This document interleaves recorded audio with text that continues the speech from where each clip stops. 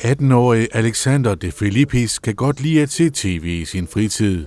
Jeg er meget glad for de forskellige Discovery-kanaler. Nu har Alexander som en af de første så fået en helt ny tv-kanal. Kan I høre mig derovre? Ja. Den hedder Kære TV og er slet ikke som de andre. Jeg synes, det er en spændende mulighed. Kære TV er et forsøgsprojekt, der henvender sig til handicappede og unge udviklingshæmmede.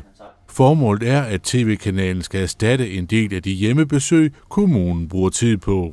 Borgeren kan komme i kontakt med os her i specialvejledning dagligt via det her Skype og kan få råd og vejledning. Samtidig skal den give mere tryghed for borgere som Alexander. Hvis der jeg får nogle problemer med eksempel rengøring eller skal ud og købe ind, så kan jeg lige kontakte min specialvejleder og få noget hjælp der.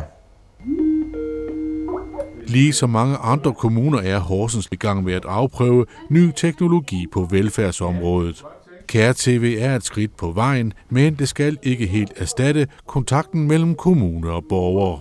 Der er selvfølgelig nogle ting, hvor det er vigtigt, at der sidder et menneske overfor, både lytter og også den der fornemmelse af, måske en berøring, at der er nogen til stede ved en. Men det her kan skabe en tryghed, hvis man er usikker på noget i løbet af en dag. Jeg skal bare dobbeltklikke på den. Alexander bor i dag på et beskyttet kollegie, fordi han har Asperger. Han håber, at Kære TV kan være med til at gøre ham mere selvstændig, så han i fremtiden kan klare sig selv. Så kan jeg bruge den her til at hurtigt få fat i den. Er vi færdige? Ja, det er super. Tak for det. Jeg slipper lige kameraet. Var det godt nok? Ja, tak. Ja, super.